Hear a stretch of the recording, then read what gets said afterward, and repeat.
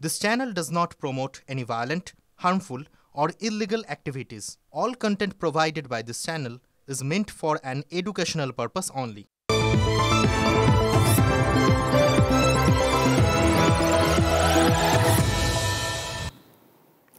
আর শুরুতেই আমাদের যেদিকে নজর রাখতে হবে, খিদিরপুর মেট্রো স্টেশন তৈরিতে অনুমতি দিল রাজ্য সরকার। জোকা এসপ্ল্যানেড মেট্রো করিডোরের মধ্যে প্রস্তাবিত খিদিরপুর স্টেশন তৈরিতে জটিলতা তৈরি হয়েছিল, জমি দিতে পারবে না স্পষ্ট জানিয়েছিল রাজ্য। বিতর্কের মুখে পড়ে বেশ কিছু শর্ত আরোপ করে অনুমতি দিয়েছে রাজ্য। আমাদের সঙ্গে রয়েছেন আমাদের প্রতিনিধি সায়ন্ত রয়েছেন।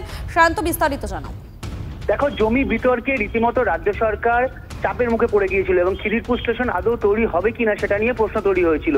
এরপরই দেখা যায় রাজ্য সরকার অবশেষে জমি দিতে সম্মত হলো এবং কলকাতা পুরসভার কমিশনার ধবল জৈন আর রেল বিকাশ নিগম লিমিটেডকে চিঠি দিয়ে জানিয়েছে যে বেশ কিছু শর্ত আরোপ করা হচ্ছে, সেই শর্ত মেনে চললেই তবেই খিদিরপুর মেট্রো স্টেশন তৈরি করা যাবে। তবে সেক্ষেত্রে খিদিরপুর আলিপুর বডিগার্ড লাইনে কোনো ক্ষতিগ্রস্ত করা যাবে না, রবি লাইনে কোনো ক্ষতিগ্রস্ত করা যাবে না এবং কিছু জমি দেওয়া হচ্ছে যেগুলো অস্থায়ী রূপে দেওয়া হচ্ছে পরবর্তীকালে ফিরিয়ে দিতে হবে। এছাড়াও একাধিক শর্ত আরোপ করা হচ্ছে, তবে পার্মানেন্ট জমি দেওয়া হচ্ছে সেটা সেখানে মেট্রো স্টেশন তৈরি করতে পারবে বলে জানা যাচ্ছে। একেবারেই ধন্যবাদ সায়ন্ত।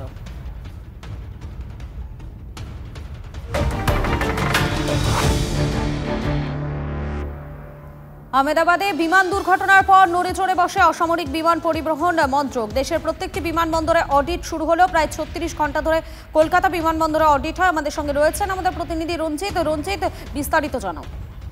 দেখো, আহমেদাবাদে বিমান দুর্ঘটনার পরেই খানিকটা সতর্ক এবং সাবধানতা অবলম্বন করেছে অসামরিক বিমান পরিবহন মন্ত্রক এবং সেই মতো ভারতের প্রত্যেকটি বিমানবন্দরে অডিট শুরু হয়েছে।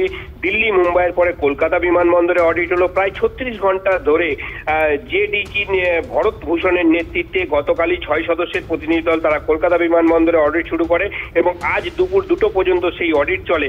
এরপরেই তারা পাটনা বিমানবন্দরের উদ্দেশ্যে রওনা দেন এবং মূলত এয়ারপোর্টের রানওয়ে এবং রানওয়ে লাইট, পার্কিং, ট্যাক্সিওয়ে এবং পার্কিং করার সময় বিমানের টার্ন অ্যারাউন্ডে কত সময় লাগে, বিমানগুলো নিয়মিত রক্ষণাবেক্ষণ হচ্ছে কিনা, বিমানবন্দরের নিকাশি ব্যবস্থা, এছাড়াও এটিসি ক্যাডারদের সঙ্গে কথা বলেন এবং অডিট রিপোর্ট আগামী 7 দিনের মধ্যেই দেওয়া হবে, এমনটাই বিমানবন্দর সূত্র মারফত আমরা জানতে পারছি। একেবারেই ধন্যবাদ রঞ্জিত।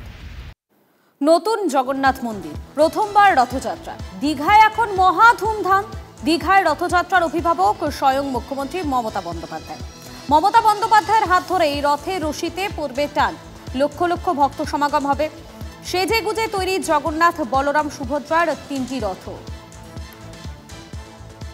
আষাঢ় মাসের শুক্লপক্ষের দ্বিতীয়া তিথি, আর তিথি মেনেই এবার প্রথমবার রথ বেরোচ্ছে দীঘার এই জগন্নাথ মন্দির থেকে। সেই রথগুলোর সামনে এই মুহূর্তে আমরা দাঁড়িয়ে আছি। পরপর 3টে রথ সাজানো আছে। একেবারে শেষ মুহূর্তের প্রস্তুতি চলছে। আমি এই মুহূর্তে দাঁড়িয়ে আছি জগন্নাথ দেবের রথের সামনে। সেই রথ সাজানো হচ্ছে, সুবিশাল এই রথ। জগন্নাথ দেবের রথের নাম নন্দী ঘোষ। এই রথ লাল এবং হলুদ রঙের কাপড় দিয়ে মোড়া। দেখুন, অমিত দেখাচ্ছে একেবারে ডিটেল। এই রথের সামনে যে ঘোড়াগুলো রয়েছে সেই ঘোড়াগুলো সাদা রঙের। এই রথের নাম নন্দী ঘোষ। এই রথে চড়বেন জগন্নাথ দেব। পাশাপাশি পাশের যে রথটা সাজানো হচ্ছে এই রথ সুভদ্রার রথ। এই রথের নাম দর্পদলন। লাল আর কালো রঙের কাপড় দিয়ে মোড়া এই রথ দর্পদলন এবং এই সুভদ্রা রথের সামনে অর্থাৎ দর্পদলনের সামনে যে ঘোড়াগুলো রয়েছে, 4টে ঘোড়া, সেগুলো গেরুয়া রঙের। তৃতীয় রথ সামনে, অমিতকে বলবো একটু এগিয়ে যেতে। তৃতীয় যে রথ, এই রথ বলরামের রথ। এই রথের নাম তালধ্বজ। এই রথ লাল এবং সবুজ কাপড় দিয়ে মোড়া। দেখাচ্ছে আপনাদেরকে অমিত। পাশাপাশি এই রথের সামনে যে ঘোড়া রয়েছে এই ঘোড়াগুলো কালো রঙের। আগামীকাল সকাল 9টা নাগাদ পুজো শুরু হবে। বিশেষ পুজোর আয়োজন করা হয়েছে। তারপর দুপুর 2:30 নাগাদ এখান থেকে একে একে বেরোবে এই রথগুলো।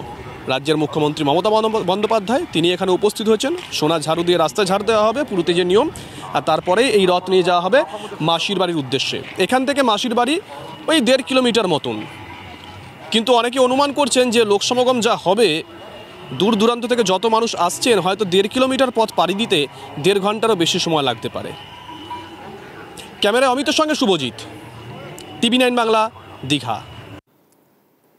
রাত পোহালেই রথযাত্রা সেজে উঠেছে শ্রীক্ষেত্র পুরী। পেহেলগাঁও হামলার পর দেশের সবথেকে বড় ধর্মীয় অনুষ্ঠান, লক্ষ লক্ষ মানুষের উপস্থিতি, আচার অনুষ্ঠানের প্রস্তুতির পাশাপাশি আঁটো নিরাপত্তায় সেজে উঠেছে জগন্নাথ ধাম পুরী।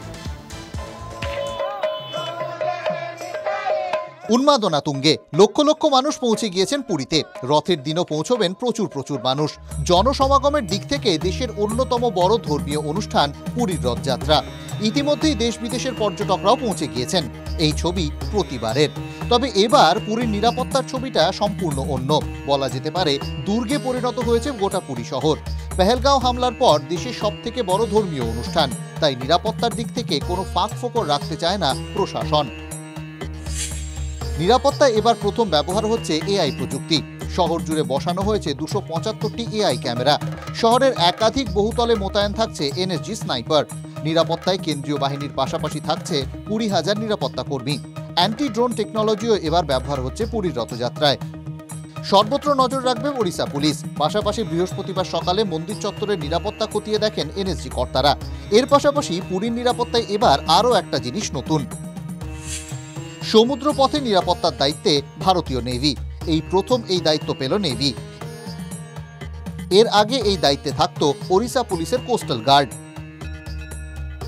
हम लोग पूरी तरह संतुष्ट हैं कि हम लोग इस बार प्रभु की जो रथ यात्रा में जो लोग आएंगे, डिवोटीज आएंगे बाहर जगहों से, उनको अच्छे से सेवा यहाँ हो पाएगी, उनको थोड़ा बेटर इस बार सर्विस मिलेगी, ऐसा हमारी आशा है। এবার 365টি রথযাত্রা স্পেশাল ট্রেন চালানো হয়েছে উৎসব উপলক্ষে। এছাড়াও সড়ক পথে প্রচুর মানুষ আসছেন। কেউ 1-2 দিনের মধ্যেই ফিরে যাবেন, কেউ আবার থাকবেন উল্টো রথ পর্যন্ত। ওড়িশার মুখ্যমন্ত্রীর কড়া নির্দেশ, যে কোনো রকম অপ্রীতিকর ঘটনা ছাড়াই রথ উৎসব সম্পন্ন করতে চায় সরকার। Bureau report, TV9 Bangla. দেবরার বিধায়ক হুমায়ুন কবিরকে শোকজ তৃণমূলের। কেন দলের অনুমতি ছাড়া নিহত ছাত্রীর বাড়িতে যান?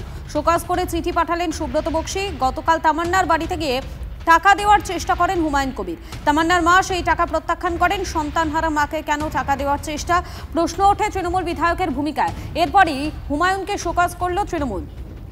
যদিও হুমায়ুন কবিরের ব্যাখ্যা ছিল তিনি দলের তরফে নয়, অরাজনৈতিক একটি সংগঠনের হয়ে তামান্নার বাড়িতে গিয়েছিলেন।